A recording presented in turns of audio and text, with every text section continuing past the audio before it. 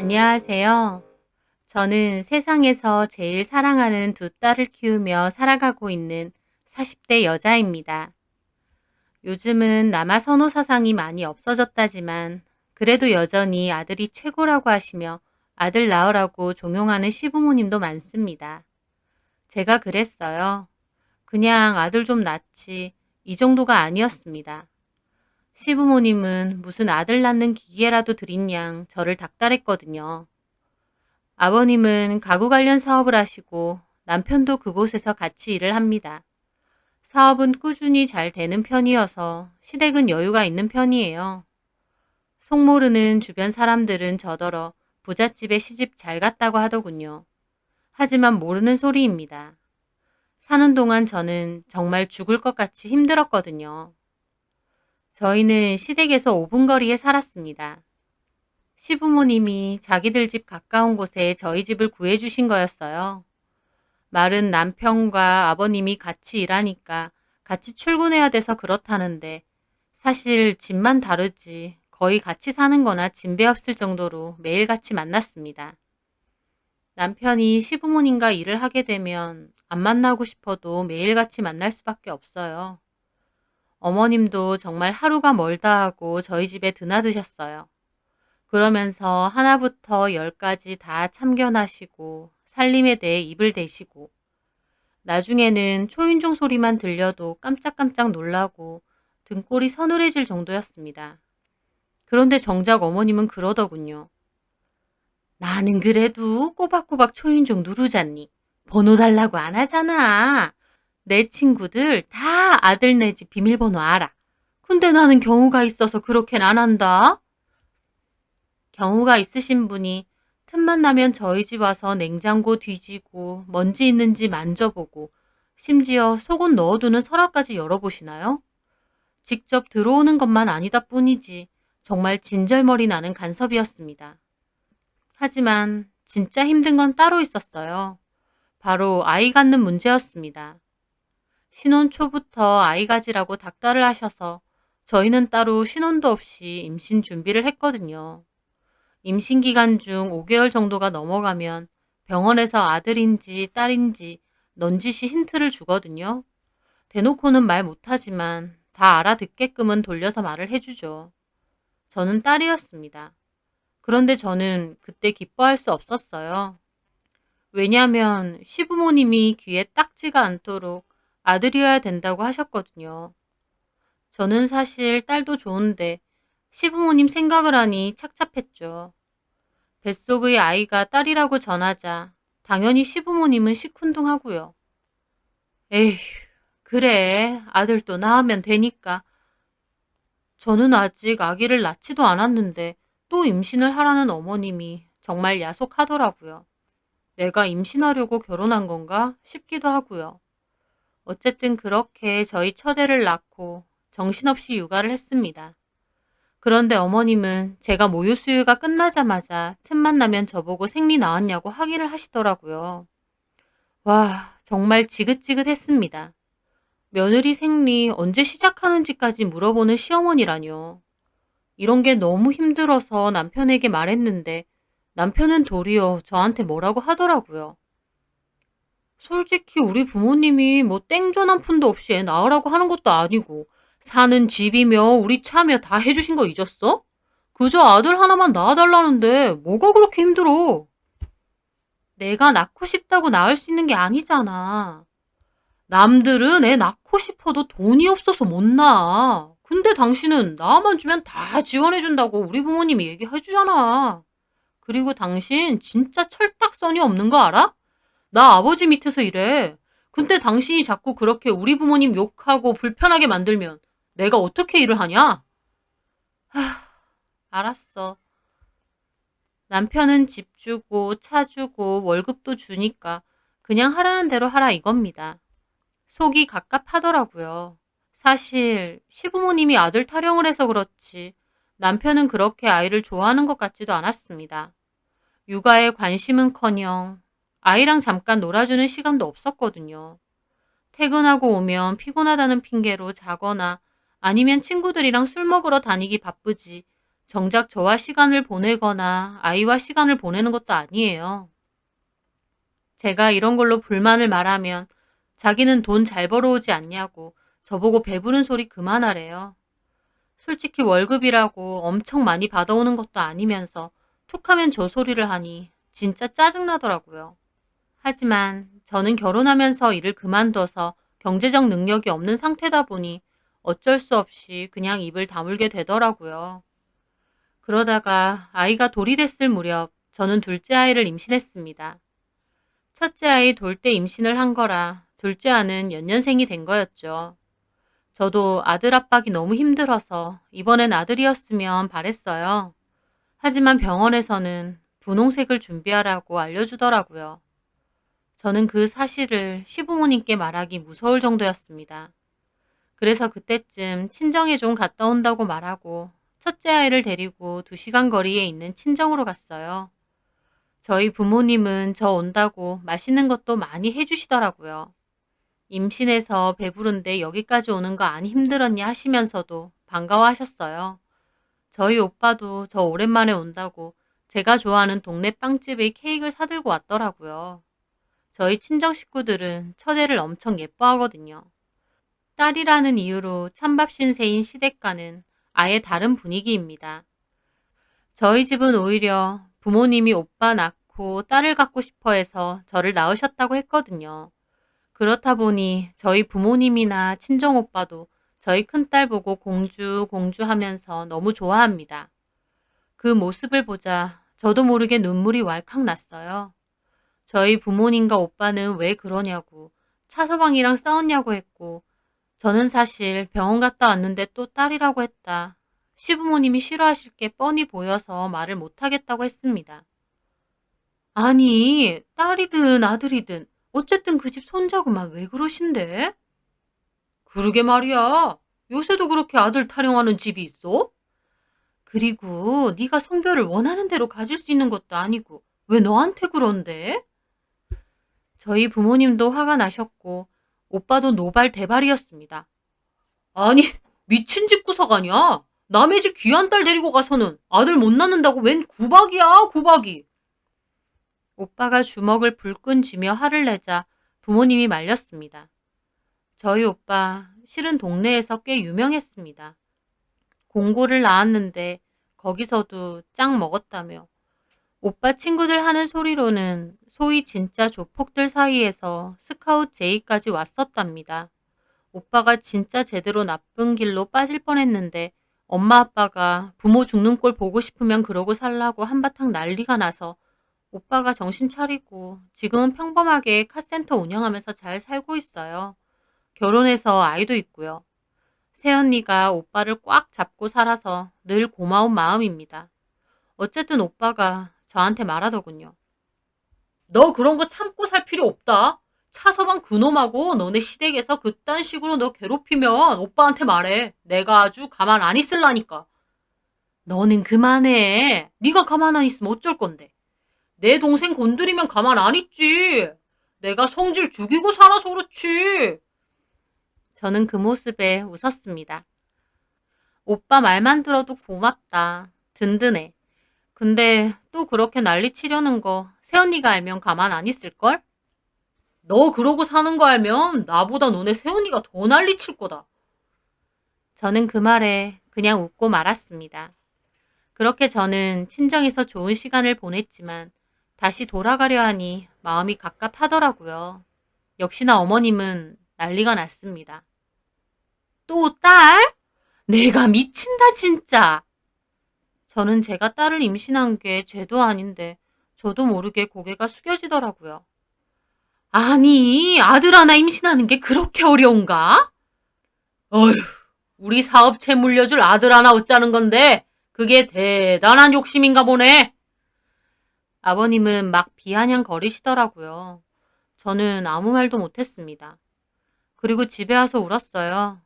축복받지 못한 뱃속의 둘째가 너무 안타까워서요.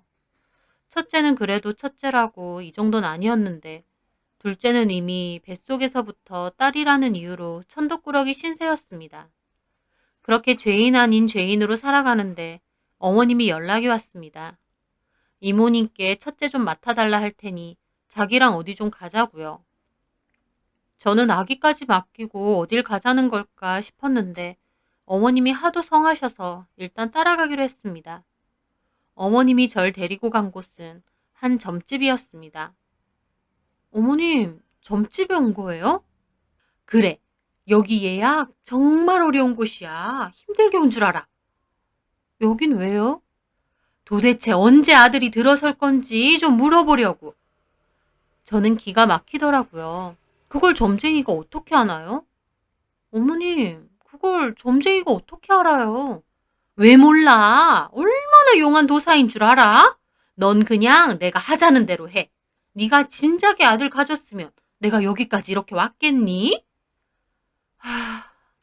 저는 정말 스트레스가 극에 달했습니다. 그놈의 아들. 정말 귀에 딱지가 앉을 것 같았어요.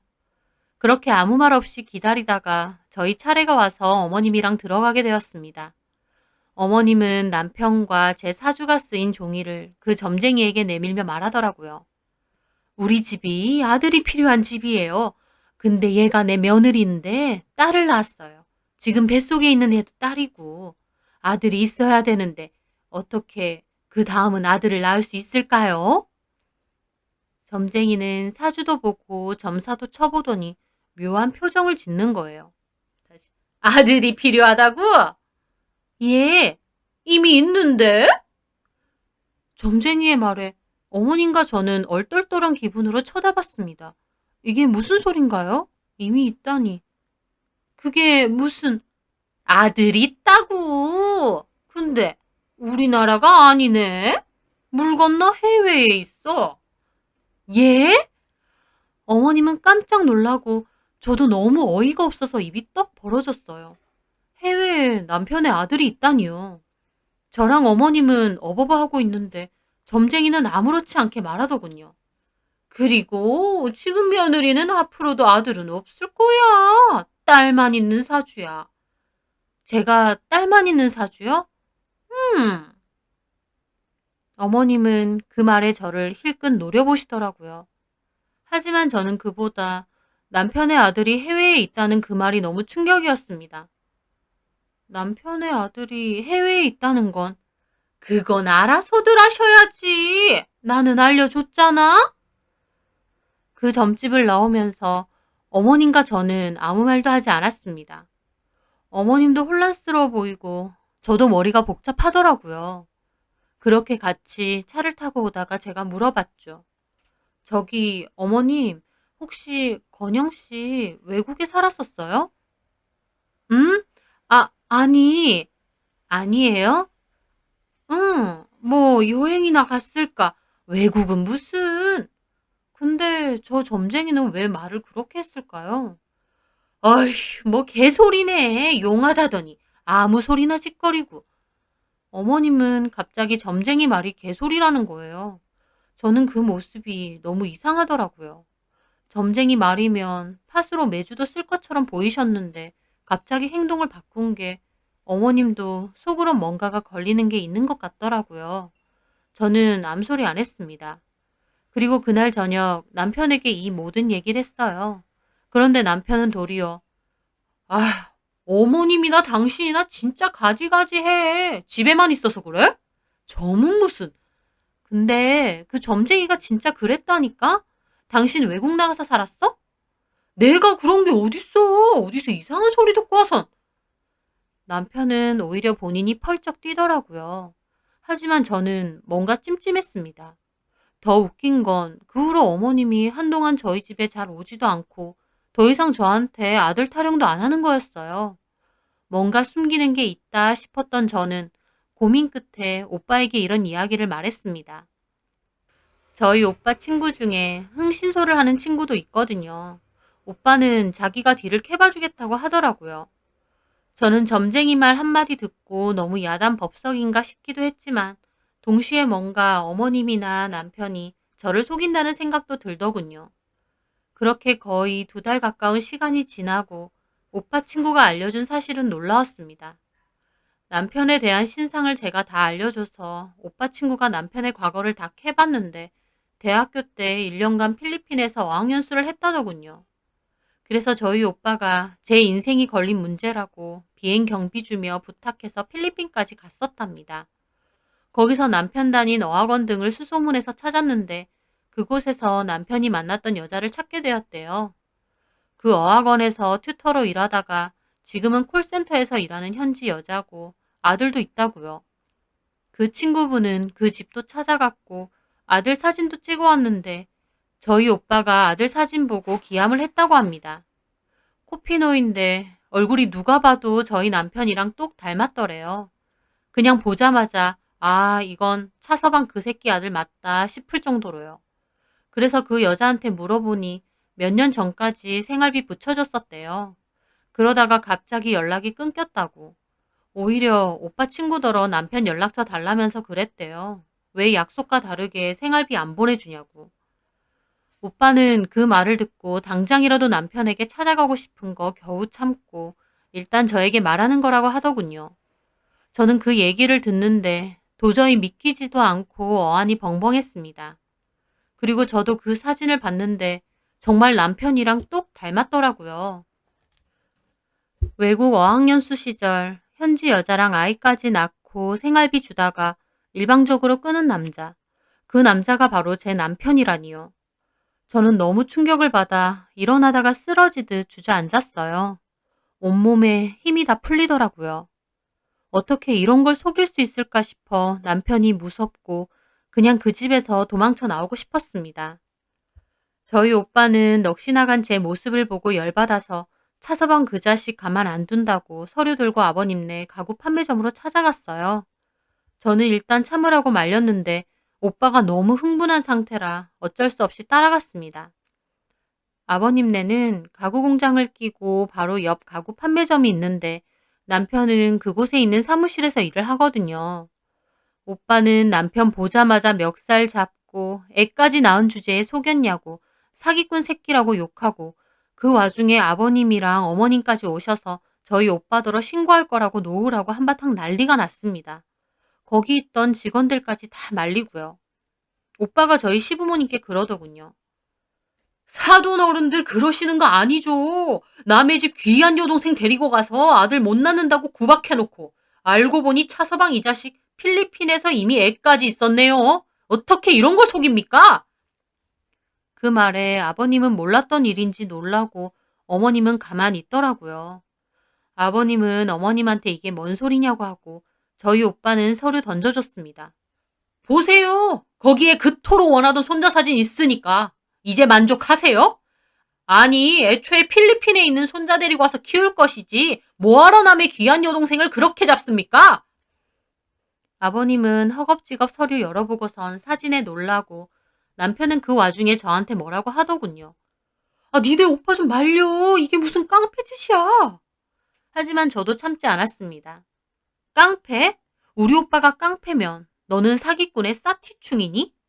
뭐? 싸티충? 그래, 너같이 싸질러 놓고 도망가는 인간들 보고 그렇게 말한다더라. 책임감도 없는 마마보이 새끼. 제 말에 어머님은 저한테 따지시더군요. 너 말 다 했어? 네가 딸을 못 낳아서 이런 사단이 일어난 거 아니야? 끝까지 제 탓이더군요. 저도 더 이상 참지 않았습니다. 저는 제 바로 옆에 있던 컴퓨터 모니터를 들어서 바닥으로 꽂았어요. 저희 오빠도 조금 놀란 것 같더라고요. 이 깡패들이 진짜? 어머님, 저도 더 이상은 못 참겠네요. 그게 왜 저 때문이에요? 어머님 아들이 공부하라고 보내놓은 어학연수에서 현지 여자 임신시키고 애까지 낳게 만들었는데요. 게다가 몇 년 전까지 돈도 붙였대요. 저한테 깜쪽같이 속여놓고 누가 누구더러 깡패래요? 오빠랑 제가 깡패면 어머님하고 그쪽 아들은 사기꾼이에요. 너 말 다 했니? 나도 몰랐어. 이제 아셨잖아요. 그때 점쟁이 집 가서 뭔가 캥기는 게 있으니까 저보고는 외국은 여행밖에 안 갔다고 하셨잖아요. 진짜 뻔뻔하시네요. 1년간 어학연수 간 건 외국에서 산 게 아니에요? 저한테는 발 빼매놓고 뒤에서는 다 찾아보셨죠? 아니면 남편하고 진작에 짝짝꿍 하셨어요? 어머님은 부들부들 거리시고 아버님은 이게 다 무슨 소리냐고 난리치시고 저는 소리를 질렀더니 배가 갑자기 땡겨서 배를 부둥켜 안고 말했습니다. 어머님, 아버님 원하는 손자 필리핀에 있어요. 좋으시겠네요. 그렇게 노래 부르던 손자가 있어서. 데리고 와서 키우세요. 저는 제 딸들 데리고 나갈 겁니다. 그리고 남편에게도 말했습니다. 야, 너 내가 소송 다 걸 거야. 그리고 양육비도 똑바로 보내. 필리핀에 있는 그 여자처럼 그딴 식으로 보내다 말면 나 가만 안 있어. 제 말에 저희 오빠도 말하더군요. 내 동생 하는 말 잘 들어라. 법보다 무서운 게 있다.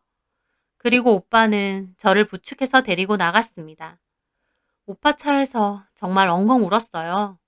오빠는 너무 울면 뱃속의 아기한테 문제 생긴다고 그만 울라고 하더라고요. 하지만 그 울음은 남편과 헤어져서 우는 게 아니었습니다. 벗어나지도 못하고 바보같이 그곳에 있다가 그렇게 할 말 다 하고 나오니까 이상하게 가슴속에서 해방감이 느껴져서 울었던 거였어요. 그렇게 저는 친정으로 가는 길 동안 계속 울었습니다. 다 끝났다는 생각과 동시에 차라리 잘 됐다는 생각이 계속 들더군요. 그 후로 저는 위자료와 이혼 소송을 준비했는데 시댁에서 연락이 와서 그보다 많은 돈을 제시하며 협의로 이혼하자고 하더라고요. 저도 아이 낳을 때가 다가오고 있기도 하고 더 이상 이 집 식구들과 소송하며 엮이고 싶지 않아서 약속된 돈과 양육비에 대해 확실히 지급할 것이라는 공증을 받고 협의 이혼을 하게 되었어요. 아이는 당연히 제가 키우기로 했고요. 둘째도 낳게 되어서 친정에서 아이들을 키우며 오빠네 가게 일도 돕고 그렇게 살고 있습니다. 저는 이혼하고의 삶이 훨씬 홀가분하고 좋은 것 같아요. 건너서 들은 남편 얘기로는 그 아들만 데리고 와서 키운다는 것 같더라고요. 그렇게 손자 타령을 하더니 결국 해외에 있는 손자를 데리고 와서 키우는구나 싶었습니다. 이제는 어떻게 살든지 말든지 제 알바는 아니지만요. 저는 남편과의 결혼 생활이 전혀 행복하지 않았습니다. 결혼 생활 내내 늘 초조함과 불안함을 느껴야 했죠. 하지만 이렇게 이혼을 하고 친정 식구들과 저희 딸들을 키우니 너무 행복합니다. 저희 딸들도 더 이상 눈치 보고 살지 않아도 되고요. 남편은 정말 다시는 생각하고 싶지도 않을 정도지만 그래도 이렇게 눈에 넣어도 아프지 않을 두 딸을 만나게 된 것만으로도 저는 그동안 고생한 대가로 충분하다고 생각합니다. 앞으로 저희 딸들 그리고 친정 식구들과 알콩달콩 재밌게 살려고 해요. 제 사연 들어주셔서 감사합니다.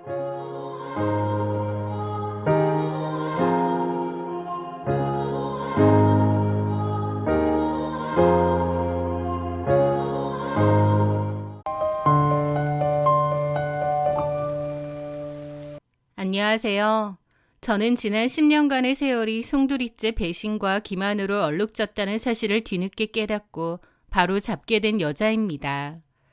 세상에는 도저히 제 상식으로는 이해할 수 없는 인간과 자기밖에 모르는 파렴치한 인간들도 많구나라는 것도 새삼 깨닫게 되었죠.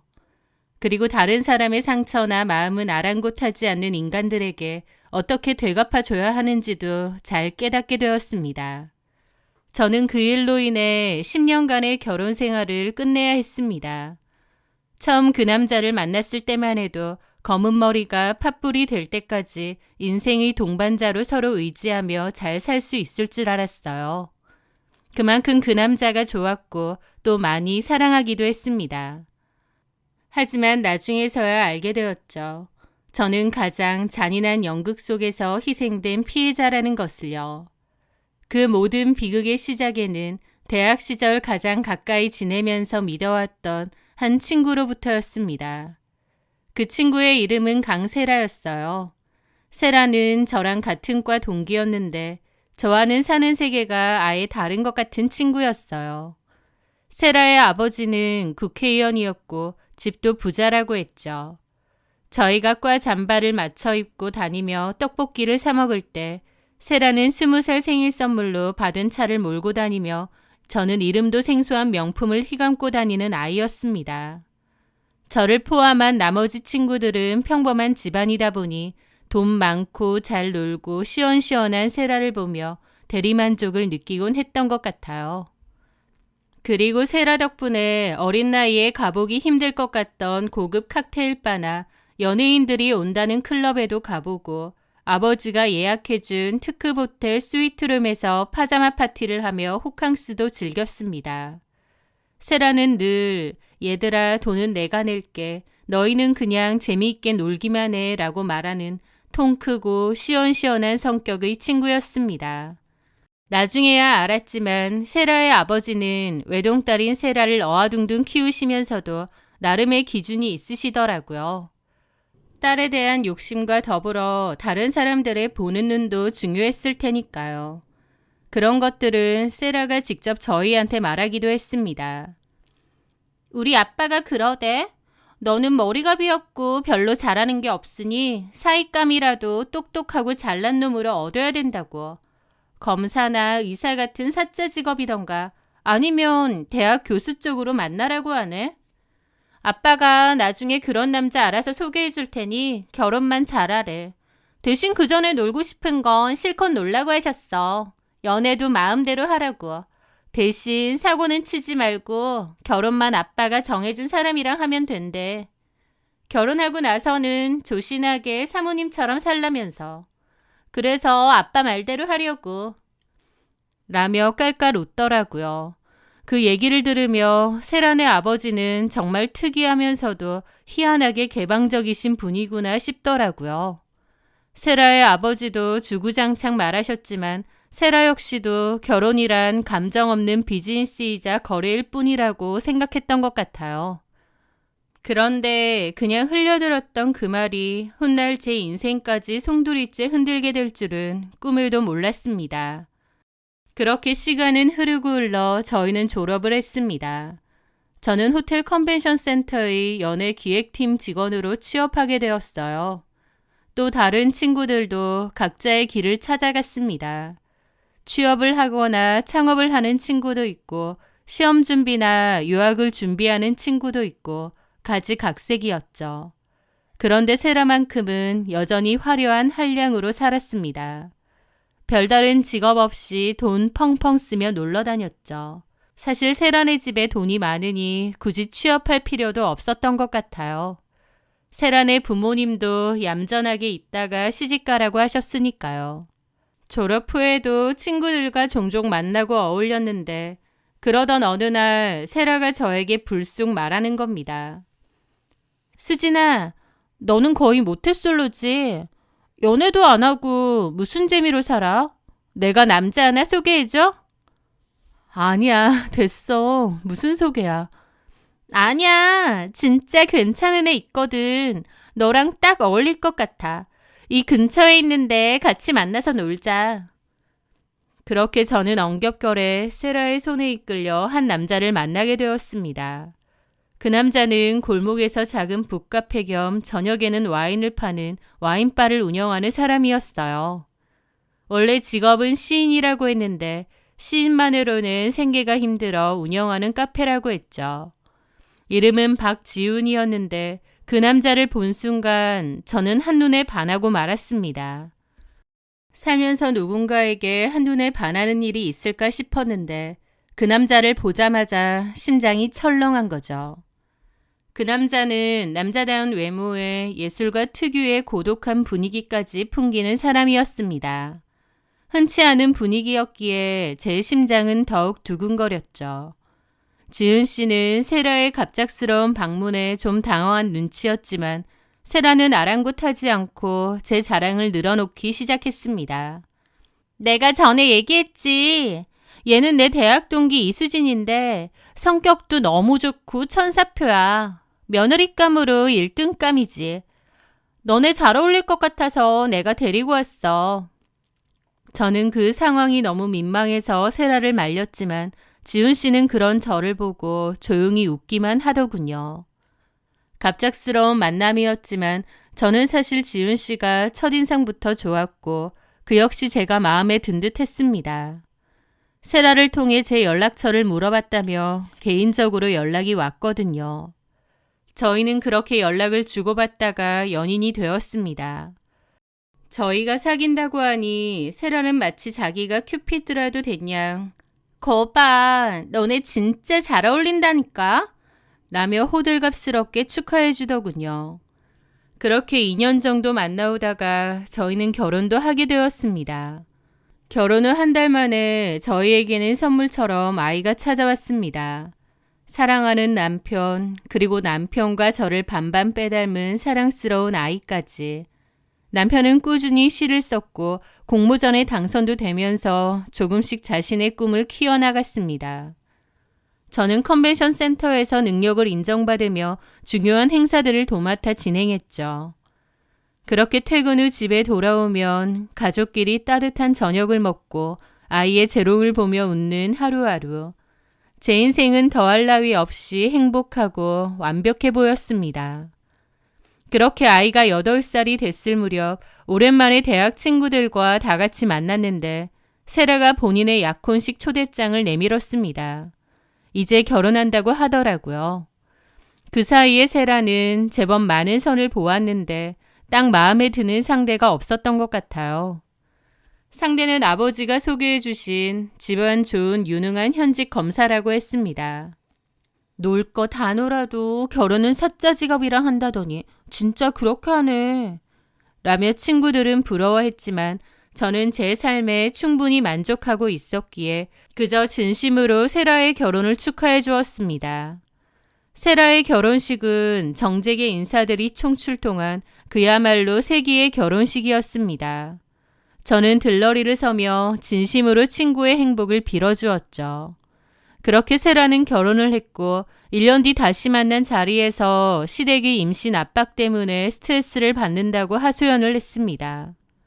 게다가 시댁분들이 너무 보수적이라서 지켜야 될 것도 많고 갑갑하다는 얘기도 하더라고요. 세라는 화려한 명품으로 온몸을 휘감고 있었지만 얼굴은 어딘지 모르게 지쳐 보였습니다. 여태까지 자유분방하게 살아왔는데 그런 삶은 세라에게 답답함을 주는 것 같았죠. 우리 시엄마가 자꾸 나보고 임신 압박 줘서 진짜 스트레스 장난 아니야. 이번 달도 소식 없냐고 맨날 그런다? 아니, 솔직히 문제가 있어도 내가 있겠어? 자기 아들한테 있겠지. 나이도 나보다 5살이나 많고 운동은커녕 맨날 앉아서 서류만 보던 사람이라 자기 관리는 안 해서 배는 있는 대로 나오고 누가 봐도 임신이 안 되면 우리 남편 때문이지 내 탓이겠냐고. 근데 나만 잡아댄다? 남편한테 병원 가서 검사라도 받아보자고 해도 내 말은 콧등으로도 안 들어. 아, 진짜 스트레스. 술 땡기네. 그러다 갑자기 제게 묻더군요. 수진아, 너 오늘 시간 되지? 밤에 좀 달리자. 내가 쏠 테니까. 아, 나는 좀 일찍 들어가 봐야 될 것 같아. 저녁에 가족끼리 불꽃축제 보러 가기로 했거든. 그 순간 제 말에 세라가 저를 빤히 보며 묘한 표정을 지었습니다. 세라의 표정이 너무 묘해서 저도 그 순간 좀 당황스러웠죠. 세라는 잠시 후 표정을 고치더니 피식 웃으며 말하더라고요. 아, 그래. 결혼한 지 꽤 됐는데 너네 부부는 여전히 깨가 쏟아지네. 너 내 덕분에 지훈이랑 결혼해서 좋지? 고맙지. 하긴 지훈이 정도면 정말 괜찮지. 너 알지? 여자고 남자고 진짜 괜찮은 사람은 다른 사람한테 소개 안 해주는 거. 정말 괜찮으면 내가 만나면 되지. 뭐하러 남을 소개해주겠어. 그래서 지훈이도 내가 확 데리고 살려고 했는데 우리 아빠가 가난한 시인은 결사 반대할 것 같아서 포기하고 너 소개해준 거야. 알지? 라는데 그 말은 좀 기분 나쁘더라고요. 소개는 시켜줬지만 어쨌든 남편과 제가 인연이니 잘 된 거 아닌가요? 그런데 남편과 제가 결혼한 게 다 자기 공이라느니 자기가 마음만 먹으면 제 남편과 잘 됐을 거라느니 그런 소리를 하는데 저도 기분이 상했죠. 제가 표정이 굳어지자 세라는 막 웃으며 장난이라고 했습니다. 좀 기분이 상하긴 했어도 그냥 세라가 술이 좀 취했나 보다 하고 좋게 좋게 넘겼죠. 그 후로도 세라는 자기 남편 흉을 종종 받고 친구로서 그런 세라의 푸념을 들어주었습니다. 그런데 어느 날 세라는 드디어 임신을 했다고 했어요. 저 포함해서 친구들이 다 축하를 해주었는데 세라는 임신 그 자체보다는 시부모님의 압박에서 드디어 벗어날 수 있겠다는 사실이 더 기쁘다고 하더라고요. 어쨌든 힘들게 가진 아이였기에 몸조심을 하는 것 같았고 출산 후 한동안까지도 얼굴 보기가 힘들었습니다. 워낙 힘들게 가진 아이다 보니 세란의 시부모님이 워낙 주의를 시킨다고 해서 출산 후 한참까지도 못 만났거든요. 그러다가 출산한 아이가 거의 돌이 다 돼서야 전화가 왔고 돌잔치를 저희 컨벤션 센터에서 하겠다고 하더라고요. 그 상의도 할 겸 다 같이 만나게 되었습니다. 이런저런 얘기를 나누는데 세라는 역시 자기 남편과 시부모 욕을 했죠. 그러다가 와중에 세라에게 전화가 울렸어요. 그런데 언제 그랬냐는 듯 애교 섞인 목소리로 전화를 받는 거예요. 자기야, 자기야 하면서요. 그렇게 전화를 끊었고 저는 그 모습을 보고 장난치듯 남편 욕은 하면서도 그래도 알콩달콩 잘 지내나 보네 라고 말했죠. 그런데 세라가 코웃음을 치며 말하는 거예요. 남편은 무슨 남편 아니야. 그럼 누구야? 방금 자기야라고. 애인이야. 남편이 아니라. 세라의 아무렇지 않은 대답에 그 자리에 있던 친구들과 함께 모두 얼어붙었습니다. 뭐? 애인? 장난이지? 그런데 세라는 정색하며 말하더라고요. 무슨 장난? 진짜야. 한 10년 다 돼가나? 10년? 그럼 결혼 전부터 만났던 사람이라는 거야? 아무렇지 않게 대답하는 세라의 모습에 저는 큰 충격을 받았습니다. 자유분방한 친구라고 생각했지만 결혼도 한 유부녀가 아무렇지 않게 바람을 피다뇨. 게다가 이미 결혼도 전부터 만나던 사람이라니 저런 말을 아무렇지 않게 할 수 있다는 사실에 거부감이 확 드는 겁니다. 오랫동안 친구였음에도 세라가 저런 도덕성과 가치관을 갖고 있는 애였다는 건 몰랐습니다. 그저 놀기 좋아하고 활발한 친구라는 건 알았죠.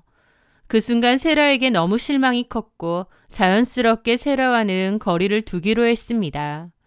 친구 사이에 성격이 다른 건 괜찮지만 가치관이나 도덕관념 같은 게 다르면 아무래도 계속 친구를 하긴 힘들 것 같았거든요.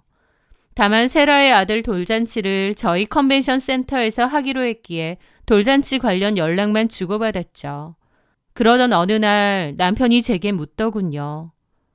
요즘 세라랑 잘 안 봐? 저는 남편에게 왜 요즘 세라랑 잘 안 만나려고 하는지 이유를 얘기했습니다. 세라에게 10년이 된 애인이 있다는 사실도 밝히며 나와는 도덕적인 관념이 너무 다른 것 같아 거리를 두게 되었다고요. 다만 세라의 아들 돌잔치가 있어서 그건 잘 치르고 서서히 멀어져야 될 것 같다고요. 그런데 제 말을 듣는 남편의 표정이 이상한 겁니다. 그게 무슨 상관이야. 본인 인생인데. 솔직히 자기가 그렇게 친구 뒷담화하는 게 더 별로야. 어떻게 살든 그냥 냅둬. 남편의 말에 저는 좀 무안하기도 하고 한편으론 놀라기도 했습니다. 남편 역시도 결혼한 유부녀가 오래된 애인이 있다는 게 아무렇지도 않다는 건가 싶기도 하고요. 하지만 그때까지만 해도 남편이 왜 세라 편을 드는지 그 기막힌 이유에 대해서는 상상도 하지 못했습니다. 얼마 뒤 회사에서 바쁘게 일을 하고 있는데 대학 동기에게서 연락이 왔어요. 퇴근하고 잠시 보자는 거였죠. 카페에서 만난 친구는 무언가 할 말이 있는 듯 한참을 망설이더군요. 수진아, 너 요즘 세라랑 연락 안 하지? 이유가 뭐야? 친구의 물음에 저는 솔직한 이유를 말하긴 좀 그래서 웃으며 적당히 둘러댔습니다. 요즘 일도 많고 좀 바빠서 그렇지 뭐. 근데 왜? 그런 이유 때문에 연락 안 하는 거야? 나는 다른 이유가 있는 줄. 다른 이유라니? 너 정말 모르는 거지? 세라가 말한 그 10년 된 애인 말이야. 세라의 애인이 누군지 내가 어떻게 알아? 우리가 아는 사람이야? 어리둥절하게 물었는데 친구가 잠시 망설이다가 대답을 하더라고요. 실은 세라 애인이 니네 남편인 것 같은데. 그 순간 저는 머리 위에서 날벼락이 치는 것 같았습니다. 그게 무슨 말이야? 친구의 말에 따르면 세라가 얼마 전 술에 취해 모든 것을 털어놓았다는 거예요. 세라는 원래 제 남편과 사귀던 사이였다는 겁니다. 저는 전혀 몰랐지만요. 둘이 죽고 못 살았는데 제 남편 직업이 불안정하다 보니 세라네 아버지가 결혼 반대할 게 불보듯 뻔했기에 결국 헤어지게 되었다고 했습니다. 그런데 헤어지고 나서도 세라가 제 남편을 못 잊고 질척거렸고 결혼은 안 하지만 가까이 잡아둘 요량으로 저를 소개해 준 거라는 거예요. 앞에서는 저 소개해줘 놓고 뒤에서는 계속 제 남편을 만나고 있었다는 겁니다. 이게 말이 되나 싶고 너무 큰 충격에 정신이 아득해지더라고요. 세라에게 10년 넘은 애인이 있다는 것도 충격이라서 거리를 두려고 했는데 그 애인이 다름 아닌 제 남편이라뇨. 세라는 술김에 친구에게 그걸 고백했고 그 후 기억도 잘 못하는 것 같다고 했습니다. 하지만 친구는 이미 세라에게 이 엄청난 비밀을 들었는데 저를 생각해서 모른 척할 수 없었대요. 저는 너무 큰 충격을 받고 친구와 헤어졌습니다. 친구에게 그 충격적인 진실을 들었음에도 그래도 마음 한켠엔 뭔가 오해가 있지 않을까? 그게 말이 되나 싶었습니다. 믿기지가 않은 거죠. 제 눈으로 정말 두 사람이 그렇고 그런 사이라는 걸 확인하지 않으면 실감이 안 나겠더라고요. 그렇게 남편이 퇴근하고 돌아왔고 일단 아무렇지 않은 척을 했습니다. 그 후 남편이 잠든 것을 확인하고 떨리는 손으로 그의 휴대폰을 들고 거실로 나왔습니다. 남편의 핸드폰을 열어보는데 판도라의 상자를 여는 것 같은 기분이었죠. 남편의 휴대폰을 뒤져보는데 어렵지 않게 두 사람이 그런 사이라는 것을 알 수 있었습니다. 남편은 세리를 강대리님이라고 저장해놨더라고요. 출판사 직원인 척 하면서요. 하지만 실상 두 사람이 나눈 카톡 대화는 제 상상을 훨씬 뛰어넘을 정도로 더럽고 노골적이었습니다. 온갖 사랑 고백과 저에 대한 험담, 그리고 남편이 세라에게 이번 달 용돈은 언제쯤? 이라며 돈까지 구걸하는 내용이 있더라고요. 내용 관계는 물론 남편은 세라에게 돈까지 받고 있었던 겁니다. 저는 그날 밤 남편의 카페 CCTV까지 확인했습니다. 세라가 남편 카페로 놀러 간다던 그날 두 사람이 카페의 작은 소파에서 뒹구는 짐승 같은 모습도 다 찍혀 있더라고요. 엄청난 충격을 받았고 피눈물이 나는 심정이었죠. 근 10년 가까운 세월 동안 저는 이 두 인간에게 완벽하게 뒤통수를 맞고 있었던 겁니다. 그 화면을 본 저는 도저히 견딜 수가 없어서 집을 뛰쳐나왔고 눈물을 쏟으며 몇 시간이나 밤거리를 헤맸습니다. 그리고 며칠 후 겨우 진정이 된 저는 저에게 모든 사실을 알려주었던 그 친구에게 연락했습니다. 그리고 앞으로의 제 계획도 털어놓았죠. 친구는 놀라면서도 저를 돕겠다고 했습니다. 곧 세라의 돌잔치가 있었기에 저는 그 돌잔치를 최선을 다해 준비했습니다. 제가 그들에게 돌려줄 아주 특별한 이벤트와 함께 말이죠. 세라는 제가 일하는 컨벤션홀의 가장 큰 연회장을 예약했습니다. 저는 돌잔치 날까지 그 누구보다 적극적으로 세라 아들의 첫 생일을 준비했습니다. 음향, 조명, 하객 답례품 하나까지 제 손을 거치지 않은 것이 없었죠. 그리고 제 남편에게도 말했습니다. 세라가 당신도 꼭 와달래. 옛 친구로서. 남편은 의심 없이 참석하겠다며 고개를 끄덕였습니다. 드디어 세라 아들의 돌잔치 당일 연회장은 검사 남편의 동료 법조인들과 세라 아버지의 정계 인사들로 가득 찼습니다. 세라는 우아한 한복을 입고 세상에서 가장 행복한 엄마이자 아내인 척 미소를 지으며 하객들을 맞이하고 있었죠. 저를 발견한 세라는 제게 다가와 팔짱을 끼며 속삭였습니다. 수진아, 준비 많이 했겠다. 고마워. 세라의 아무렇지 않은 그 말을 듣는데 마음 같아선 그 얼굴에 침이라도 뱉고 싶었지만 꾹 참으며 미소를 지었습니다. 그렇게 돌잔치가 잘 진행되었고 돌잔치의 하이라이트인 아이의 성장 동영상이 상영될 시간이었습니다. 사회자가 감동적인 멘트와 함께 영상을 소개했고 연회장의 모든 조명이 꺼졌죠. 사람들은 다 화면을 주목하고 있었습니다. 저는 연회장 뒤편 AV실에서 조용히 준비해둔 USB를 꽂았습니다. 빈 프로젝터 화면에는 아기의 사랑스러운 얼굴 대신 어두운 조명의 남편 작업실이 나타났습니다.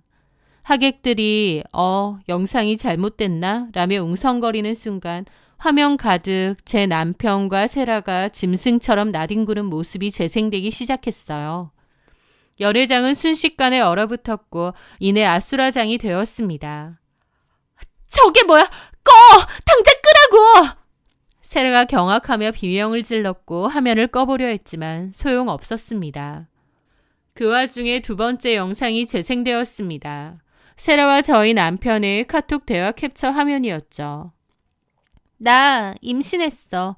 날짜가 애매한데 우리 남편에 맞겠지? 설마 네 애는 아니겠지? 나와봐야 아는 거 아니야? 만약 내 애면 어쩔래?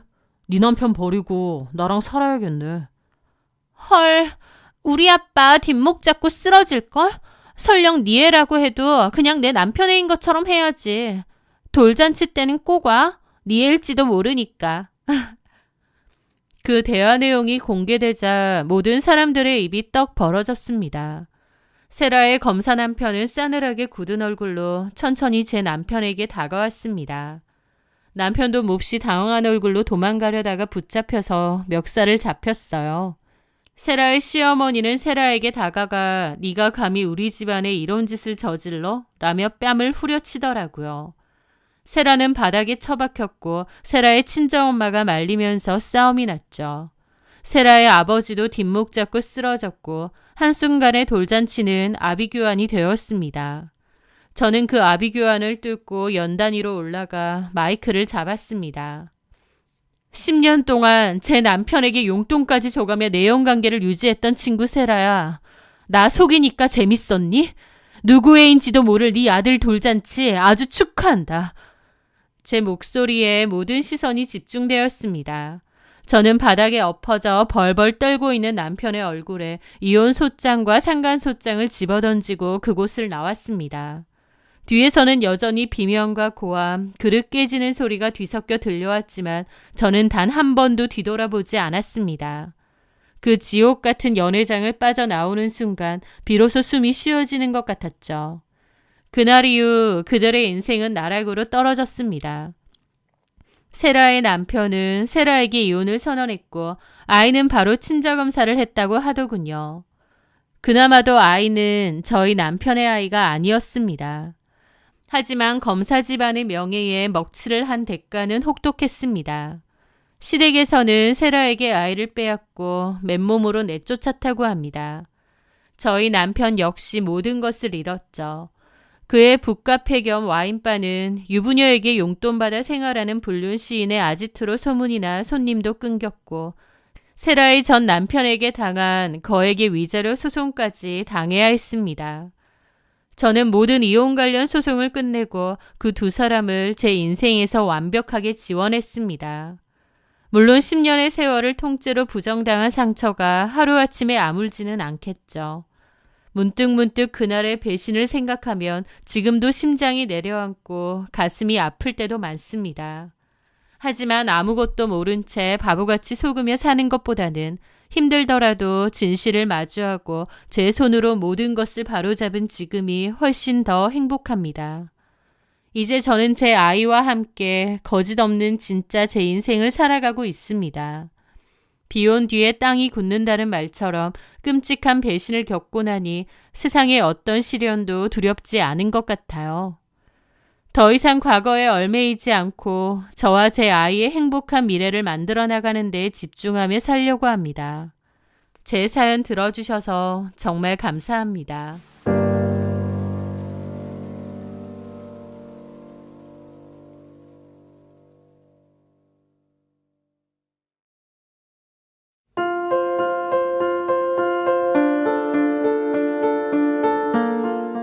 안녕하세요. 시댁 부모님 이혼을 시키기 위해 발벗고 나선 며느리가 있다는 얘기를 들어보셨나요? 바로 제 얘기입니다. 고집불통 폭군 시아버지와 마냥 참기만 하시는 천사표 시어머니의 이혼을 누구보다 바란 게 바로 저거든요. 보통 결혼하고 시댁 때문에 스트레스라고 하면 고부간의 갈등을 떠올리시겠지만 저는 좀 다릅니다. 저희 시어머니는 천사표 그 자체시거든요. 저한텐 정말 친정엄마만큼이나 잘해주세요. 어쩔 땐 남편보다 시어머니가 더 좋다고 느껴질 정도로 좋으신 분이세요. 문제는요, 저희 시아버지입니다. 식구들에게 함부로 하는 것도 정말 힘들지만 특히나 시어머니에게 함부로 하는 걸 보고 있자면 같은 여자끼리도 어머님이 너무 안쓰럽고 마음이 아플 때가 많습니다. 결혼 전 어머님만 간단하게 만나 뵙고 그 후 바로 상견례를 했었거든요.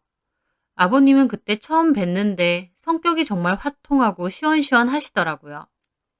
저희 부모님 하시는 말씀도 어머님은 사근사근하시고 아버님은 시원시원한 성격이시라 시부모님들 다 괜찮아 보인다면서 안심하실 정도로요. 저는 그때까지만 해도 아버님이 돈도 잘 쓰시고 성격도 시원시원하시고 화통하신 상남자 스타일이라고 생각했습니다. 하지만 막상 결혼하고 아버님의 진짜 성격을 알게 되니 시원이고 뭐고 여태까지 참고 사신 어머님이 신기할 정도더라고요. 아버님은 모임이든 뭐든 밖에 나가면 별명이 열린 지갑일 정도로 돈을 팡팡 잘 쓰신다고 했습니다. 자기가 굳이 내지 않아야 될 곳까지 본인이 돈을 쓰신대요.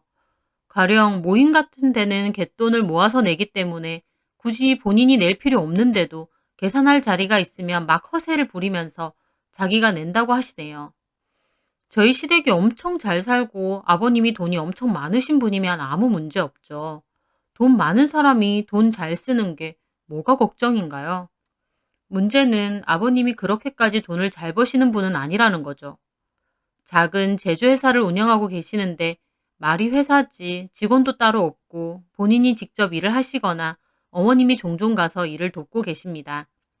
수입이 좋을 때도 있지만 안 좋을 때도 많은데 아버님은 그런 거 일체 신경 안 쓰시고 돈을 펑펑 쓰신다더군요.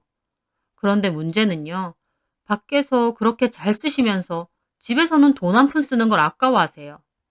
생활비도 정말 쪼들리게 주시고 그마저도 어디에 어떻게 썼는지 가계부 작성해서 툭하면 보자고 하신다네요. 게다가 어머님이 가전제품이 오래되거나 해서 바꾸자고 하시면 돈이 썩어나냐고 난리가 납니다. 가족들한테 돈 쓰시는 건 정말 부들부들 떨 정도로 아까워하세요. 자식들한테도 똑같아요. 저희 결혼할 때 아버님이 결혼 자금에 보태라고 5천만 원을 주셨어요. 저희는 저희가 모은 돈에 아버님이 주시는 돈과 저희 친정에서 조금 보태준 돈, 그리고 대출을 조금 껴서 구축 아파트를 매매 후 리모델링해서 들어갔습니다. 그런데 아버님이 나중에 남편더러 5천만 원 그냥 준 거 아니고 빌려준 거니까 갚으라 그러셨대요. 다달이 이자도 보내고. 남편은 아빠가 보태준다고 한 거 아니냐고 따졌대요. 왜냐면 남편 말로는 남편이 지금 직장에 취업하기 전까진 틈만 나면 아버님 일을 도우면서 돈 한 번 받아본 적이 없대요. 하지만 그때는 그냥 아버지 일이니까 당연히 돕는다 생각했는데 아버님이 본인이 먼저 지금 잔잔바리로 돈 받을 생각하지 말고 나중에 결혼할 때 결혼자금 보태준다고 말씀을 하시더래요. 그래서 남편은 그런 줄 알았는데 이제 와서 5천만 원 빌려준 거니 갚으라고 했답니다. 남편은 이럴 줄 알았으면 차라리 은행에서 대출을 더 받을 걸 그랬다며 씩씩거리더라고요. 저도 좀 너무하신다 싶었지만 그런 건 다 괜찮았습니다. 제가 정말 아버님이 너무한다고 생각하는 건 어머님한테 하는 아버님의 행동과 태도 때문이었어요. 가족 모임 때도 어머님이 별 말씀도 안 하시는데 쓸데없는 소리 한다고 면박을 주질 않나 저희가 있든 말든 어머님한테도 말을 엄청 함부로 하시는 거예요. 어머님은 저희 보기 민망해 하시고요. 한 번은 그런 일도 있었어요. 제가 출산일이 다가올 때였어요. 대화를 하다가 조리원 얘기가 나왔거든요. 그러면서 어머님이 아버님한테 그러시는 거예요. 조리원비는 우리가 내줍시다. 주변에 보니 원래 시부모가 조리원비는 내준대요. 그 말에 아버님은 눈을 흘겨뜨며 어머님에게 묻더군요. 조리원비가 얼만데? 한 200 정도 한대요. 근데 어머님 말씀이 끝나자마자 무슨 불이라도 데인 듯 아버님이 펄쩍 뛰시는 거예요. 200? 200이 누구 집 개 이름이야? 아버님이 너무 과하게 소리를 지르셔서 저는 좀 놀라기도 하고 섭섭하더라고요. 이 집 손자 낳고 쓰는 조리원비인데 저렇게 대놓고 면박을 주시다니요. 어머님은 머쓱한지 애써 웃으시며 그러시더라고요. 요새는 다 조리원 가요. 거기 가서 몸조리도 하고 그래야 나중에 고생 안 하고. 그런 짓 안 했어도 다 잘만 살아. 옛날 엄마들 그런 데 갔어? 아주 헛짓거리를 하고 있어. 그 말에 남편이 아버님을 흘겨보더니 그러는 거예요. 됐어요. 우리가 알아서 할게요. 근데 남편이 알아서 한다는데도 아버님은 난리를 치시더라고요. 알아서 하긴 뭘 알아서 해? 그러면 기어코 그 조리원이라는 데 간다는 거냐? 아주 돈지랄도 가지가지다. 우리가 알아서 한다는데도 저러시는 거예요. 저는 너무 섭섭해서 눈물이 왈칵 날 것 같더라고요. 그러니 어머님이 눈치를 보며 저를 위로해 주셨어요. 아가, 아버지가 잘 몰라서 그런 거야. 너무 마음에 두지 마. 그러니까 아버님은 발작 버튼 눌리기라도 한 양 어머님한테 더 난리를 치는 거예요. 내가 뭘 몰라? 네가 쓸데없는 소리를 해가지고 왜 사람 열받게 만들어? 아버님은 저희가 있든 말든 어머님을 야, 너 이런 식으로 부르세요. 정말 존중이라고는 하나도 없으시죠. 어머님은 꼬박꼬박 여보, 당신 하시는데도요. 어머님은 알겠다며 그냥 자리를 피하시더라고요. 상견례 때는 저희 부모님에게 저를 딸처럼 생각하겠다며 딸 주셔서 감사하다고 입에 발린 소리하면서 좋은 시아버지인 척은 혼자 다 하시더니 저도 이제 자기 식구 됐다 그건지 막말에 저런 식인 거예요. 남편은 저에게 미안하다고 아빠 원래 저런다며 너무 섭섭하게 생각하지 말라더라고요. 그리고 제가 아이를 낳았는데 어머님이 저에게 200만 원을 주셨습니다.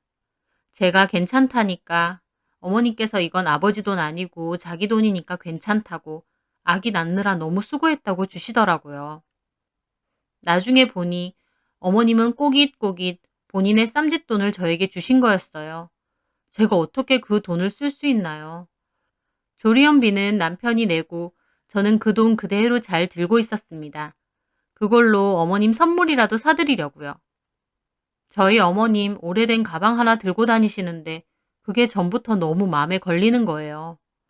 어머님도 예쁜 거 좋아하시고 꾸미는 거에 관심이 많으신 것 같았는데 생활비가 별로 없으니 맨날 오래된 가방에 오래된 옷만 입으시는 것 같았거든요. 그래서 제가 어머님이 주신 200에 제 돈도 따로 합쳐서 300짜리 명품 가방 하나 선물로 드리려고 했습니다. 워낙 비싼 가방이긴 하지만 어머님한테는 하나도 아깝지 않더라고요. 결혼 생활 동안 어머님이 저한테 엄청 잘해주셨거든요. 조리원비 몰래 주신 것도 그렇지만 늘 제가 좋아하는 반찬이며 음식 맨날 해주시고 시댁 가도 저한테 음식 한번 설거지 한번 안 시키세요.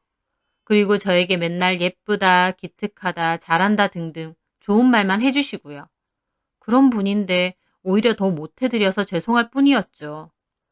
저는 남편에게 얘기를 했고 남편은 자기는 그런 거 생각도 못했다며 저에게 고맙다고 했습니다. 제가 어머님께 선물을 드리자 어머님은 처음엔 이렇게 비싼 걸 뭐하러 사냐고 환불해서 너 쓰라고 막 그러시는 거예요. 그래서 환불 못하시게 영수증도 다 버렸다고 했습니다. 어머님은 저한테 미안해 하시면서 처음으로 생긴 명품 가방을 너무 좋아하시더라고요. 너무 예쁘다면서요. 어머님이 좋아하시는 모습 보며 저도 뿌듯했습니다. 그런데 그 가방 때문에 이 사단이 날지 몰랐어요. 어머님이 내내 그 가방을 들고 다니시니까 아버님이 그 가방은 못 보던 거라고 비싸 보인다 하셨대요. 어머님은 원래 가격을 말하면 난리 날 것 같아 그냥 2, 30 하는 가방인데 원경이가 사줬다고 했대요. 근데 2, 30 가지고도 아버님은 돈이 썩어나냐며 난리를 한바탕 치셨대요. 그래도 어머님은 괜찮았는데 나중에 어디서 진짜 가방 가격을 듣고 와선 어머님한테도 난리치고 저한테도 전화해서 난리가 났습니다. 원경이 너는 살림한다는 주부가 그렇게 사치가 심해서 어쩌려고 그래? 내가 들었는데 그 가방 300짜리라며? 네가 제정신이냐? 저는 아버님이 다짜고짜 소리를 지르셔서 깜짝 놀랐어요. 그리고 아버님이 도대체 어디서 가방 가격을 듣고 왔나 싶기도 한데 한편으론 내 돈으로 내가 어머님 드린 건데 아버님이 왜 난린가 싶더라고요. 아버님, 제가 드리고 싶어서 드린 거예요. 어머님 연세도 있으시고 맨날 그 다 떨어져 가는 청가방 하나 들고 다니시는데 그 정도 가방 하나 못 해드려요, 제가? 너 부자야?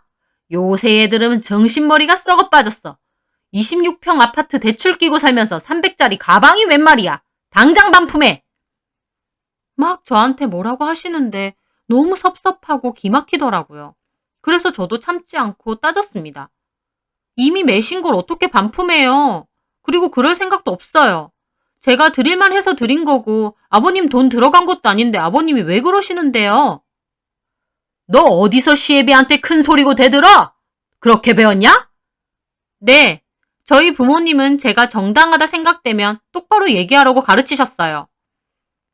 저도 한마디도 지지 않고 따박따박 하자 아버님은 거품을 무시더군요. 제가 어머님처럼 내내 할 줄 알았던 모양인데 어림도 없었습니다. 아버님은 저보고 괘씸하다며 씩씩거리면서 전화를 끊었어요. 그런데 그 불똥은 모두 어머님에게 다 갔습니다. 제가 나중에 걱정돼서 어머님께 전화를 하니 어머님이 펑펑 우시더라고요. 어머님이 너무 심하게 우셔서 제가 어머님한테 집에 계시지 말고 저희 집에라도 오라고 말씀드렸어요. 그렇게 어머님께서 저희 집으로 오셨는데 어머님은 얼마나 우셨는지 눈이 퉁퉁 부으셨더라고요. 너한테 못 보일 걸 다 보인다. 미안해. 어휴, 어머님, 저한테 뭐가 미안하세요? 가방 가지고 아버님이 많이 뭐라고 하세요? 음, 가방 가격은 어디서 들었는지 집에 오자마자 가방 찾더니 고래고래 소리 지르고 환불해오라고 난린 거야. 내가 며느리가 선물해 준 거고 나도 그런 가방 한번 들어보자고 했더니 어디서 말대답이냐고 집에 물건 다 집어던지고 집을 개판 만들어놨어. 어머님은 그 말씀을 하시며 눈물을 흘리시더라고요. 저는 우는 아이와 우는 어머님을 함께 달래면서 이야기를 들었습니다. 어머님이 너무 안쓰러우면서도 한편으론 왜 맨날 그렇게 참고 사시나 답답하더라고요. 어머님, 근데 왜 그렇게 매번 참고 사세요? 아버님 진짜 해도 해도 너무하잖아요. 생활비도 제대로 안 주면서 어머님한테 함부로 대하시고. 그러니 어머님이 한숨을 푹 내쉬더라고요. 실은 이유가 좀 있었어. 뭔데요, 어머님? 원래도 다정다감하고 그런 사람은 아니었어. 그나마 지금은 나이라도 들었지. 예전 성진머리는 더 했다니까? 그래도 형석이도 있고 이혼은 안 된다 생각하고 그냥 참고 살았어. 그런데 저렇게 더 심해진 건 한 6, 7년 됐나? 그때 그 일 이후로 아주 대놓고 저런다니까. 무슨 일요? 형석이한테 삼촌이 있단 얘긴 들었지? 네, 어머님 남동생요. 지금은 연락도 끊긴 지 오래라고. 전에 남편에게 들은 적이 있어요. 어머님께 동생이 하나 있는데 연락도 끊기고 생사 확인도 안 된다고요. 어머님이 종종 남동생 생각하며 눈물도 훔치신다고 했거든요. 음, 성문이라고 내 남동생. 걔가 머리도 좋고 사업 수완도 좋은 앤데 중국에서 사업을 한다고 했거든. 근데 그때 자금 문제가 좀 생겼다고 갑자기 급하게 5천만 원이 필요하대. 그래서 내가 돈을 빌려줬거든. 딱 한 달만 쓰고 갚는다고 약속을 했어. 다른 사람도 아니고 친동생인데 애가 숨이 꼴딱꼴딱 넘어가는데 안 빌려주고 어떡해. 너네 아버지한테 금방 갚을 거라고 사정하고 빌려줬지. 그런데 그 후로 성문이랑 연락이 안 되는 거야. 너네 시아버진 천하의 사기꾼 새끼라고 가족을 등쳐먹냐고 난리를 쳤는데 그 후로 나만 보면 못 잡아먹어서 안달인 거야. 내 얼굴만 보면 돈 내놓으라고 하고. 어머님은 그 말씀을 하시며 다시 눈물을 글썽이셨어요. 그런 일이 있는 줄은 몰랐습니다. 어머님은 그 일 때문에 제인처럼 그렇게 사시는 거였어요. 어쩌겠어. 내 동생인데. 내가 죄인이지. 그래도 5천만 원 안 갚아도 좋으니 나한테 다만 연락이라도 한 통 줬으면 좋겠는데 얘가 어떻게 된 건지 연락 한 통이 없는 거야. 살았는지 죽었는지 그것만이라도 알려주면 좋겠는데 걔만 생각하면 내가 가슴이 미어져. 어디 살아있으면 밥은 먹고 다니는지. 저는 눈물을 훔치시는 어머님을 꼭 안아드렸어요. 어머님이 너무 안 됐고 안쓰러웠습니다. 믿었던 동생은 돈을 갖고 잠적해버리고 아버님은 그 일을 꼬투리 잡아 어머님에게 더욱 심하게 대하시고 마음 착하고 여린 어머님이 그동안 얼마나 힘드셨을까 싶더라고요. 그래서 제가 말씀드렸어요. 어머님, 물론 그 일로 아버님한테 면목 없다는 건 저도 이해해요. 하지만 어머님 여태까지 돈 한 푼 안 받으시고 아버님 사업장에서 일하셨잖아요. 솔직히 5천만 원? 어머님 그 값 충분히 다 하셨어요. 아버님이 그걸로 꼬투리 잡아서 이러시면 안 되죠. 어머님 기죽어서 하지 마세요. 저희도 있잖아요. 어머님은 제 말만 들어도 힘이 된다며 제 손을 꼭 잡으시더라고요. 어머님의 파리한 손을 잡으니 얼마나 가슴이 아픈지. 그 명품 가방 사건으로 저는 아버님과 사이가 아주 안 좋아졌습니다. 하지만 제가 그때 난리치는 걸 보셔서 그런지 저한테는 더 이상 화내거나 함부로 하시진 않더라고요. 저희 아버님 전형적인 강약약 강이세요. 세게 나오는 사람한테는 함부로 못하고 약해 보이는 사람에겐 자기 마음대로 성질 부리는 그런 사람이요. 어쨌든 그 일 이후로 어머님은 더 기죽어서 사셨죠. 그런데요, 더 큰 일은 따로 있었습니다. 아버님이 바람을 피는 걸 어머님에게 들킨 거였어요. 아버님이 대놓고 내연녀랑 차 타고 밥 먹으러 가는 걸 어머님과 친한 동네 아주머니가 보시고 어머님에게 얘기를 한 거였죠. 그 여자는 동네에서 노래방을 하는 여자라고 하더군요. 제가 어머님한테 뭐 가져다 드릴 게 있어서 갔다가 어머님이 대낮에 술을 드시고 있길래 놀라서 물어보니 그 얘기를 다 하시더라고요. 이제는 아주 바람까지 핀다. 내가 진짜 못 살겠다. 어떻게 한 동네에 있는 사람하고 보란듯이 바람까지 핀다니? 나 참. 세상에 어떻게 그러실 수가 있어요? 네가 사준 가방 가격 아버지가 어떻게 한 줄 아니? 그년이 내가 동네에서 메고 다니는 걸 보고 아버지한테 말했대. 자기도 저거 사달라고. 저거 비싼 건데 왜 와이프한테만 사주냐고. 그래서 그 가방이 비싼 걸 알았던 거야. 저는 기가 막혔습니다. 가방 가격을 아버님이 어떻게 알았나 했는데 내연녀가 알려준 거라니 정말 뻔뻔한 아버님과 내연녀였네요. 내가 뭐라고 하니까 오히려 당당해. 마음에 안 들면 갈라서재. 근데 갈라설 땐 서더라도 너네 동생이 들고 나른 5천만 원은 갚으래. 안 그러면 나 고소해버릴 거랜다. 나 참. 아버님은 무슨 말도 안 되는 소리세요. 가족끼리 그런 걸로 고소 못해요. 바람 펴놓고 얼마나 당당한지. 아휴, 내 팔자가 왜 이러니. 어머님은 다시 술을 드시며 구슬프게 우시더라고요. 저는 어머님께 불륜 증거 싹 잡아서 이혼하시라고 말씀드렸어요. 제가 도와드린다고요. 어머님은 이혼하고 나면 자기는 어디서 사냐고 저희한테 패기치고 싶지 않다고 하시더라고요. 저는 괜찮다고 저희랑 같이 사시자고 했는데 어머님은 절대 그렇게는 안 할 거랍니다. 그래서 제가 이 집 재산 분할이라도 받아서 작은 집이라도 구하셔라 했는데 어머님 말, 아버님이 전에 친구 말 듣고 부동산 투자한다고 지금 집 담보로 담보대출을 받았다고 합니다. 지금은 그 대출금 갚고 있어서 사실상 빚이 더 많다고요. 자기도 돈 날려먹었으면서 어머님은 동생한테 5천만 원 빌려준 걸로 아직까지 뭐라고 한다니 기가 막히더라고요. 어머님이 저희랑은 죽어도 같이 안 사신다고 저희 집에 패기 칠 거면 그냥 콱 죽는다 그러시고 이혼하고 재산 분할 한다 해도 남는 것도 별로 없고 참 난감한 상황이었어요. 저도 어떻게든 어머님을 돕고 싶었습니다.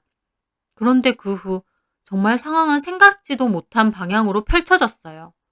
바로 연락 두절이라고 했던 어머님의 남동생분이 어머님께 연락을 한 거였죠. 어머님은 놀라서 저에게 연락이 왔어요. 원경아, 성문이가 전화가 왔어. 내 남동생, 나 좀 만나잔다. 저는 놀라면서도 한편으론 걱정이 앞섰습니다. 이제 와서 연락하는 걸 보니 좋은 일 같지도 않고 삼촌이 또 어머님한테 손을 벌리거나 하면 어떡하나 싶고요. 그래서 어머님께 저도 같이 만나러 나가자고 했어요. 혹시나 삼촌이 어머님께 무리한 부탁을 하면 제가 끊어내려고요. 아이는 친정어머님께 맡기고 저도 어머님과 같이 삼촌을 만나러 갔죠. 어머님은 성문이가 살아있었다고 삼촌이 오시기도 전에 눈물부터 글썽이시는데 저는 걱정이 앞서서 긴장되더라고요. 그리고 약속했던 카페에서 기다리니 삼촌이 오셨어요. 삼촌은 엄청 멀끔해 보이시더라고요. 그러더니 어머님을 발견하고는 단숨에 달려오는 거예요. 두 분은 만나자마자 손을 잡고 펑펑 울었습니다. 주변 사람들도 다 쳐다봤지만 저는 몇 년 만에 재회를 한 두 분이 너무 서럽게 울어서 저도 다 눈물이 나더라고요. 그렇게 한참을 우신 두 분은 겨우 진정하고 자리에 앉으셨어요. 삼촌은 계속 어머님께 미안하다고 하시더라고요. 미안해, 누나. 정말 미안해. 내가 죽일 놈이야. 아니다. 살아있으니 됐다. 나는 네가 죽은 줄 알았어. 누나, 나 때문에 고생 많았지. 내가 돈 들고 날라서. 미안해.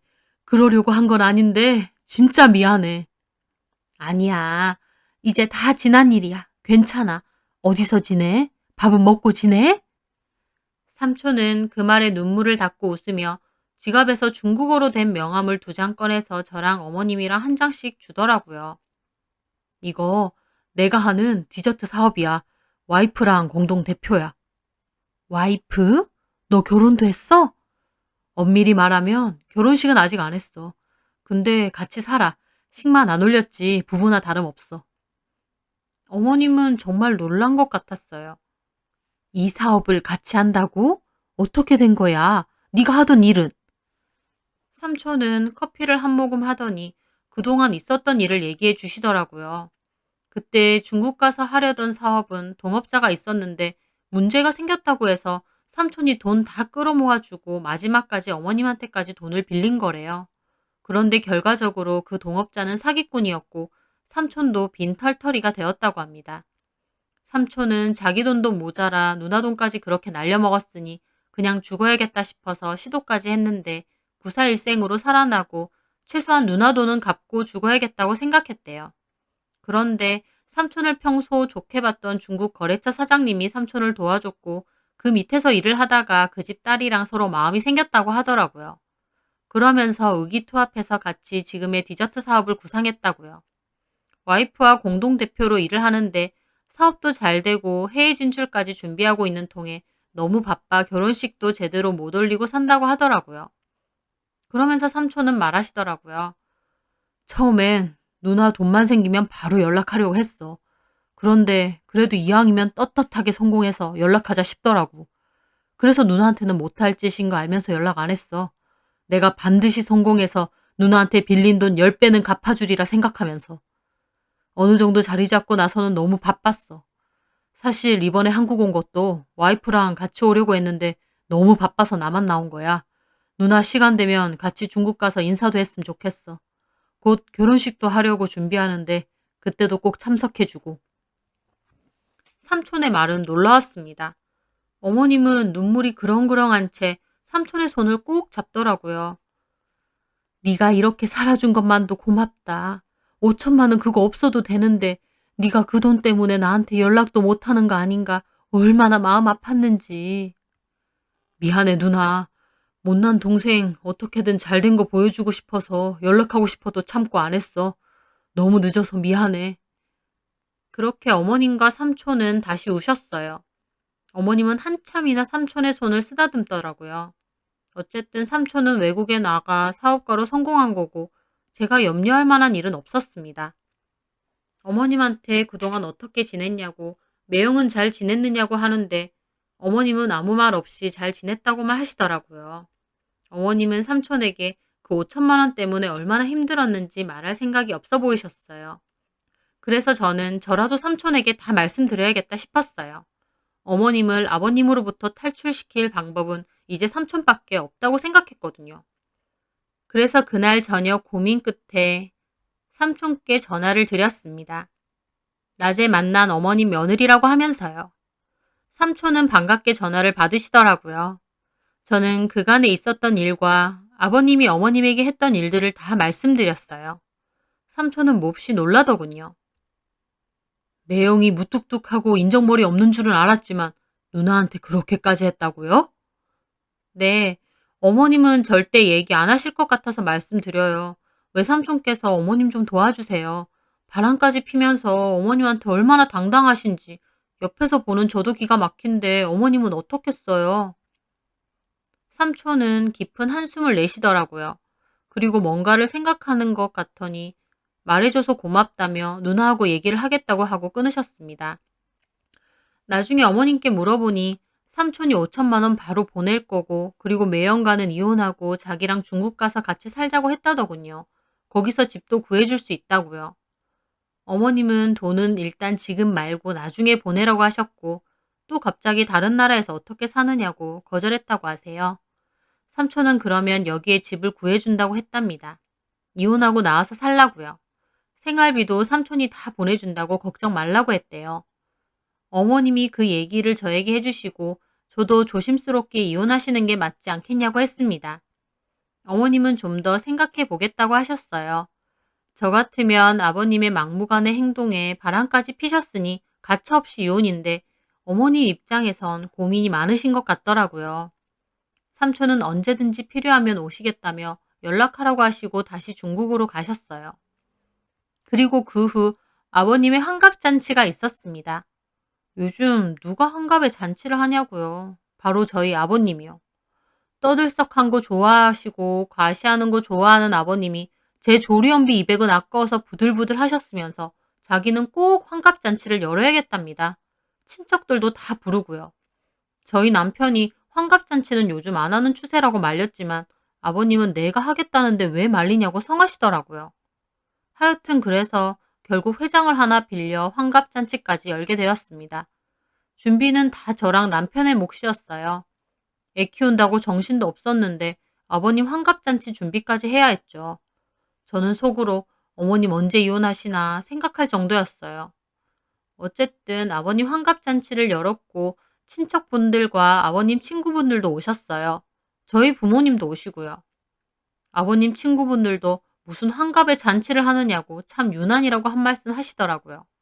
저도 속으로 그러게요 생각했지만 겉으론 그냥 웃고 말았습니다. 잠시 후 사회자분도 오시고 환갑잔치를 시작하려고 했어요. 그런데요, 어머님이 제 손을 꽉 잡으시는 거예요. 놀라서 보자 어머님 얼굴이 시뻘개져 있더군요. 왜 그러세요, 어머님? 저 인간이 여기까지 저 여자를 불렀네. 저는 그 말에 놀라 쳐다봤습니다. 연회장 입구 근처에 파마머리에 야시시한 화장을 한 여자가 아버님을 향해 손을 흔들더라고요. 세상에 이런 가족 모임에까지 내연녀를 부른 겁니다. 부른 아버님도 기가 막히고 오라고 떡하니 온 내연녀의 뻔뻔함도 기가 막히고 어머님이 몸을 부들부들 거리며 분노에 차오르셨고 저는 어머님이 너무 걱정되더라고요. 어머님 괜찮으세요? 제가 가서 쫓아낼까요? 아니다. 손님인데 쫓아내면 안 되지. 어머님은 이를 바득바득 거리시더니 갑자기 아버님이 서 있는 잔치상 쪽으로 가셨어요. 그리고 사회자분이 막 잔치를 시작하려고 멘트를 하시는데 어머님이 잔치상 앞에 우뚝 서시는 거예요. 설마 했는데 어머님이 갑자기 잔치상 위로 팔로 와장창 쓸어버리시더라고요. 사람들은 소리를 지르고 순식간에 회장하는 엉망이 되었어요. 아버님은 눈이 터질 듯이 커져서 지금 뭐 하는 거냐고 소리 지르시더라고요. 저는 어머님의 돌발 행동에 너무 놀랐어요. 하지만 눈 하나 까딱 안 하는 어머님이 그러더라고요. 야, 장병수, 너 이런 자리까지 바람피는 여를 부르냐? 너는 내가 그렇게 우스워 보여? 어머님이 소리를 지르시더라고요. 사근사근 조용조용한 어머님에게 저런 모습을 처음 봤습니다. 어머님도 완전 악에 바치신 거죠.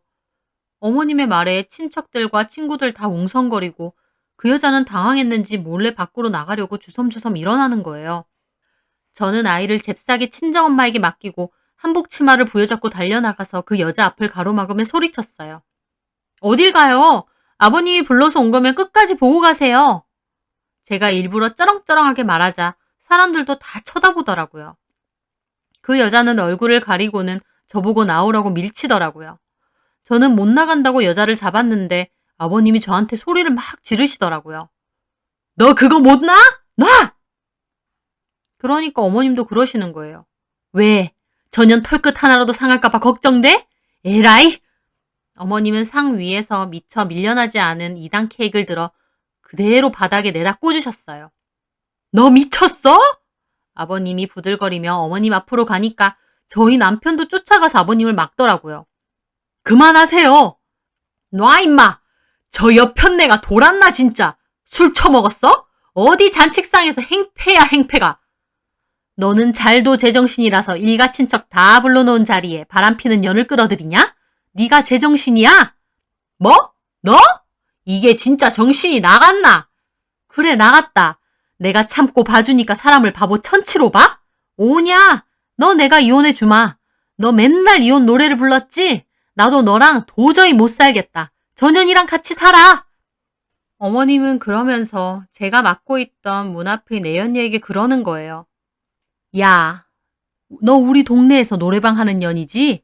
너 이 영감 뭐 보고 만나는지 모르겠는데 완전 개털이야. 지금 있는 집도 숨 비지고 돈 펑펑 쓰고 다니니 뭐 좀 있어 보이디? 너 이 영감한테 받을 거 하나도 없어. 그건 알고나 만나. 사람들이 웅성거리며 그 여자에게 손가락질을 했고 그 여자는 저를 있는 힘껏 밀치고 도망가더라고요. 아버님이 악을 쓰며 어머님한테 덤벼들려고 하자 남편이 아버님을 반대로 확 밀치더라고요. 제발 그만 좀 하세요, 아버지. 야, 너 나 밀었냐? 너네 엄마가 난리 부르스를 치는데 왜 나한테 그만하래? 아버지가 여태까지 엄마한테 하신 걸 생각해 보세요. 자식 새끼 키워놨더니 아버지 진짜 그러는 거 아니에요. 바람 피는 것도 모자라 어떻게 이런 자리까지 저런 여자를 불러요? 아버지한테 도대체 가족이 무슨 존재입니까? 됐습니다. 저도 아버지한테 질렸어요. 저도 앞으로 아버지 안 보고 살 겁니다. 남편은 그러더니 어머님을 데리고 나가더라고요. 저는 저희 친정 부모님한테 가서 그만 가시자고 말씀드리고 아이 데리고 함께 그 회장을 떠나버렸어요. 아버님이 길길이 날뛰시는데 그러든가 말든가 그대로 나왔습니다. 저한테 어머님에 대한 얘기를 간간히 들으셨던 저희 엄마는 어머님을 위로해드리고 어머님은 사돈 앞에서 부끄럽다며 미안해 하시더라고요. 저희 엄마는 아니라며 나 같아도 그렇게 했다며 어머님께 잘했다고 말씀드렸어요. 그날 난리가 난 환갑잔치 때문에 저희 남편은 한동안 친척들에게 오는 전화에 시달렸어요. 친척분들은 다 하나같이 그 착한 형석애미가 그럴 정도면 형석애미가 오죽했겠냐며 아빠 욕을 엄청 했다고 하시더라고요. 잔치상에서 난리를 친 건 어머님인데 오죽했으면 그랬냐는 소리를 들을 정도니 아버님이 어떻게 살아온 건지 잘 알겠더라고요. 그 후 어머님은 짐 싸들고 저희 집으로 오셨어요. 그리고 바로 이혼을 준비하셨습니다. 저도 옆에서 변호사 사무실 같이 다니면서 돕고요. 아버님이 어머님한테 전화로 폭언하고 당장 찾아오겠다고 하고 우리 집 불질러 버린다고까지 하면서 난리쳤는데 제가 어머님 폰에 녹음 설정해놓고 녹음 다 했습니다. 그리고 그런 것들은 이혼 소송 자료로 다 쓰였어요. 어머님은 이혼 소송에 쓸 자료들이 한가득인데 아버님은 끼케야 삼촌이 빌려간 5천만 원 그게 전부더라고요. 저희는 아버님 역시 부동산 투자한답시고 집 담보로 대출까지 받아서 날려먹었다고 했습니다. 그렇게 기나긴 재판 끝에 어머님이 승소하시고 위자료까지 받게 됐어요. 집 담보대출 남은 건에 대해서는 빚도 재산 분할에 들어간다고 하더라고요. 하지만 그건 아버님의 일방적인 결정과 투자였다는 걸 어머님이 소명해서 결국 재산 분할 목록에는 들어가지 않고 아버님이 혼자 갚아야 될 부분으로 남았어요. 어머님이 삼촌에게 빌려줬던 돈 부분은 혼인 기간 동안 있었던 일이라 부부 공동의 돈에 해당되고 그마저도 어머님이 아버님과 상의 끝에 빌려줬던 거라 큰 문제는 없었습니다. 오히려 그 일을 트집 잡아 아버님이 어머님께 정신적인 고통을 줬다는 부분은 유책사유 부분으로 들어갔고요. 아버님이 어머님께 위자료 지급을 하는 걸로 끝이 났는데 재산 분할 부분이 없다 보니 아버님은 집도 절도 없이 어디서 살 거냐고 자식네 집에서 얹혀 살 거냐고 비아냥거리셨어요.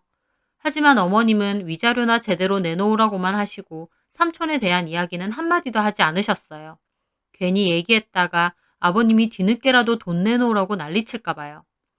그렇게 이혼 소송이 마무리되고 한참 뒤 삼촌께 말씀드리자 삼촌은 저희 집에서 그렇게 멀지 않은 곳에 약속대로 집을 구해주셨습니다. 5천만 원도 돌려주시고요. 저희도 아버님하고는 거의 연락을 끊다시피 해서 아버님은 이런 일까진 모르세요. 만약 안다면 난리가 한바탕 날 거라서 저희도 끝까지 모른 척할 생각입니다. 어머님은 그 후에 삼촌도 만나러 중국도 갔다 오셨고 연락도 자주 주고받으시면서 여기서 안정적으로 잘 사세요. 아버님은 그 내연녀랑은 안 좋게 끝이 난 것 같았습니다. 저희한테 너네 엄마 어디 사느냐고 자꾸 연락을 해대는데 남편도 앞으로 엄마 찾지 말고 알아서 사시라고 쐐기를 박았습니다. 나중에 잘못했다며 어머님을 찾는 전화를 하시는데 참 어이가 없더라고요. 아버님과 달리 이혼 후 어머님은 얼굴이 엄청 밝아지셨어요. 저희 애기도 자주 봐주러 오시고 종종 같이 맛있는 것도 먹으러 가곤 합니다. 어머님이 너무 편안해지시고 좋아지셔서 저도 너무 좋은 거 있죠. 어머님이 저에게 그러시더라고요. 똑부러지고 야무진 며느리 둔 덕에 자기가 자유를 얻었다고요. 제가 뭐 해드린 게 있나 싶기도 했지만 어머님은 제가 너무 의지가 된다며 고맙다고 하셨어요. 어머님과 저 고부 사이 이상으로 끈끈한 전우애 같은 게 생긴 것 같기도 합니다. 앞으로도 큰 탈 없이 이렇게 어머님과 오손도손 잘 지내고 싶네요. 기나긴 제 사연 들어주셔서 감사합니다.